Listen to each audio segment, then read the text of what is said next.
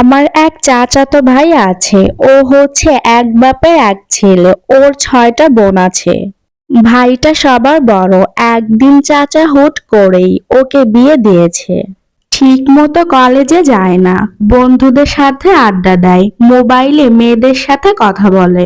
সেই জন্য মাত্র 20 শেষ করে 21-এ পড়েছে এমন ছেলেকে শখ করে বিয়ে করিয়ে বউয়ের দায়িত্ব দিয়েছেন। বউটা বেশ ভালো, সুন্দর, নাদুস নুদুস, পুতুলের মতো দেখতে। বয়সটাও অল্প, 16 থেকে 17 বছর হবে। মাত্র 6 মাস শ্বশুরবাড়িতে থাকার পরে মেয়েটা আর বাবার বাড়ি থেকে আসছে না। কল দিলে রিসিভ করে না, বাড়িতে গেলে দেখাও করে না।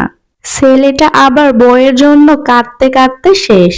অল্প বয়সী ছেলে, বউয়ের জন্য অস্থির হবে, এটাই স্বাভাবিক। পরে আমার আব্বা সহ ওদের বাড়িতে গিয়ে মেয়েকে না আসার কারণ জিজ্ঞাসা করলো।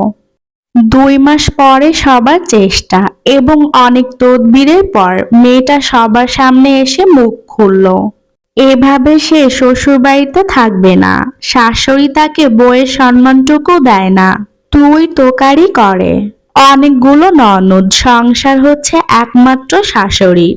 সেখানে তার একক কৃতিত্ব চলে। শাশুড়ি